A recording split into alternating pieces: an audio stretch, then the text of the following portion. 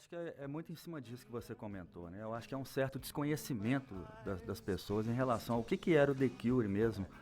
Principalmente para quem viveu aquela época. Eu era criança, né, naquela época lá de 84, 85, 86. Eu era muito novo, mas eu já ouvia um pouco de The Cure, eu já ouvi um pouco de Depeche Mode, eu já ouvi um pouco de New Order. E é claro que houve transformações ao longo desse período, né? Até no mundo musical mesmo surgiram coisas diferentes, que às vezes a gente gosta, a gente não gosta, mas especificamente assim, eu acho que quem curtiu aquela época dos anos 80, independentemente se era adolescente ou se era já adulto, aquilo ficou marcado, cara, né? Quem conhece, quem viveu aquilo ali, eu acho que era o que você falou.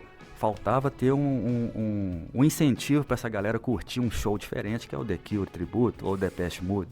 Olha, é um dado interessante que você está falando. A gente não tem uma diferença de idade muito grande. Deve ter quase nenhuma, imagino eu, tá? Então, assim, a minha infância também foi nos anos 80. Agora, o que acontece é que nos anos 80, pelo menos aqui no Brasil, o rock era a música popular. Você ligava, programa infantil tinha rock, você ligava a rádio, tinha rock, você ligava a televisão, programas popularescos. Não vou falar populares, vou usar o termo popularesco para, né, simplificar. Lá o rock estava presente, entendeu? Aqueles programas que a dona de casa assistia. Não, o Chacrinha, vou te dar um exemplo. Eu não ia citar, não, mas... O Chacrinha, cara, o Chacrinha os Titãs estavam lá direto. Sim, então, Blitz, assim, Blitz, todos, né? Então, assim, a nossa infância, nós tivemos como referência o rock, né? E todos os seus segmentos. O rock, ele não é um só, né? Elvis Presley é uma coisa, Beatles é outra, Metallica, Sepultura é outra, é tudo rock. E aqui em BH, cara, eu acho que sempre teve essa paixão pelo rock, né? Eu acho que desde bandas antigas que foram surgindo nessa época mesmo, e depois também a gente teve aquela explosão, Jota Quest, Skank, Tia Anastácia. Belo Horizonte continuou com essa referência no rock and roll nacional também. Nós não perdemos um celeiro isso, de músicos excelentes, né? Que vão para o mundo inteiro, não só a nível Brasil, não só mainstream Brasil, né?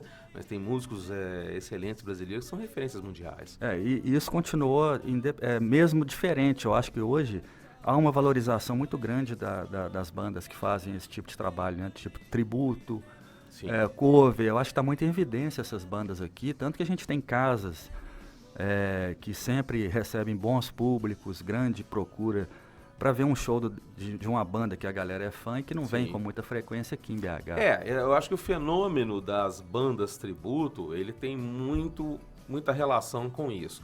Belo Horizonte não está no eixo principal das rotas de shows internacionais de rock, infelizmente, né? É comum que bandas vão a São Paulo, Rio de Janeiro, que é o eixo principal, às vezes é São Paulo, Rio de Janeiro, Curitiba não vem a BH. Exatamente, Curitiba. Né? Então, assim, eu acho que isso acaba abrindo esse precedente aí para bandas tributo aqui em Belo Horizonte, porque o pessoal quer ver ao vivo, quer curtir, o pessoal não tá vindo, né? Então, às vezes está mais fácil assistir o tributo, né? E também, bom, é entretenimento, né? De qualidade, são artistas que estão ali trabalhando também, né? E prestando o seu tributo ao seu artista preferido. Exato. Agora, na questão do The Cure especificamente, né? Eu acho que sim, que você foi muito feliz nessa personificação do Robert Smith, porque assim, o visual conta tudo, né, cara? O visual do Robert Smith, aquela coisa meio sinistra, meio gótica ali, cara.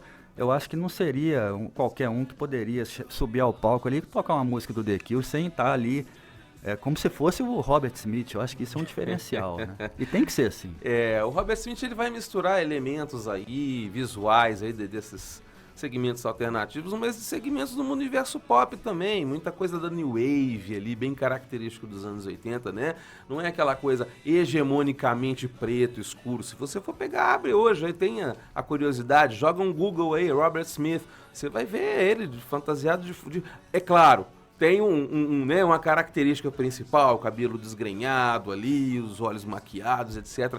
Mas você vai ver ele com roupas e visuais, assim, bem diferentões, não necessariamente o all black. Né? Então, essa coisa assim, da parte visual, quando é que você começou a incorporar assim, a parte de maquiagem, aquela coisa do cabelo? Isso sempre foi assim ou você começou depois? Desde o início a ideia foi personificar Robert Smith mesmo. Então, quando foi, né, nos primeiros momentos ali que a gente começou a pensar no tributo, já seria para que eu incorporasse mesmo o personagem. Então, já mimetizando ali os trejeitos, o gestual, né, tentando aproximar ao máximo, assim, observando ali, né, uma parte gestual mesmo, né?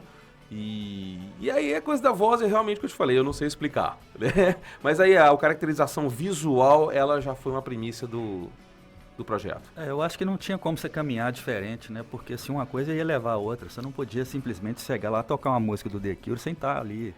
Né? Uma coisa é difícil. tocar uma, né? Igual, por exemplo, tem várias bandas covers na cidade que tocam várias músicas de vários artistas, né? E principalmente quem trata de anos 80 sempre tem ali, por exemplo, uma do The Cure mais conhecido, uma ou duas, né? Então acho que não vem o caso, mas como eu estou fazendo um tributo The Cure, né? Então a ideia é personificar mesmo, inclusive visual e gestualmente. A gente vai até comentar isso também, sobre a questão das bandas que fazem o multicover e das bandas tributo específicas, né? Mas a gente vai comentar sobre isso aqui também neste podcast. Eu queria ver com você também como que foi, assim, o The Cure tributo chegando como novidade nas casas, porque naquela época talvez não tivesse tantas casas como tem hoje aqui em BH, né? Olha, sim, eu acho que BH sempre teve muitas casas, sabe? Hoje a minha percepção é maior porque eu já estou, né, há quase uma década aí atuando comercialmente, né, profissionalmente como músico. Então hoje eu sou mais atento, né, estou mais inserido. Mas assim, a minha percepção é que sempre houve de tudo aqui em BH, desde o botequim com voz e violão, com dupla acústica, né, a casas pequenas que trabalham underground, ou bandas, né, que ainda estão no seu start ali, até gente que já está, vamos assim dizer, né, não poderia chamar de mainstream, mas estão no meio termo, vamos assim dizer, né, dentro de BH já estão mais desenvolvidas, já estão mais divulgadas, mais badaladas, vamos assim dizer. Então, assim, a minha percepção é que sempre houve, né, mas hoje como estou em maior contato com essa turma toda, né, eu consigo perceber, a minha percepção é que hoje tem mais. Sim, hoje, com certeza. Né? Eu acho que a gente tem mais opções, inclusive de bandas também, né?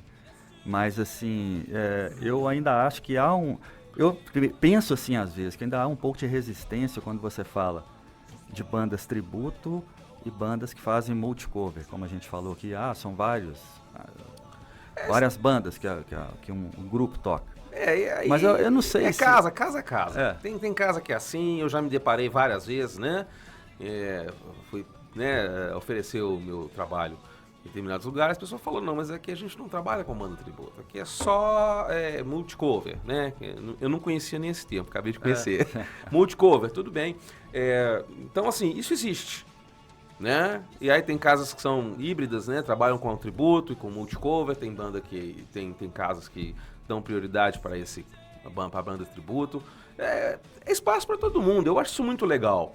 Agora, um outro fenômeno também que me faz, né, ratificar a ideia de que está aumentando os espaços é porque nós estamos falando de um público que começou a ouvir rock lá na infância, né? E agora é a galera que pode sair mais de casa, vamos assim dizer, é um público consumidor, é mais interessante trabalhar, ele está em maior volume porque o pessoal jovem acaba que não está ouvindo muito rock, né? É um percentual menor, se comparado com a nossa geração. Não, se comparado, sim. É até um ponto que a gente vai tocar aqui também, nesse debate, né? Porque, assim, muita gente fala, pô, essa geração hoje está perdida, os caras querem escutar música híbrida, de funk com eletrônico, com dance hall, essas coisas. Mas, assim, a gente respeita todos os estilos, né? Tem que ter espaço para todo mundo. Tem que ter espaço para todo mundo.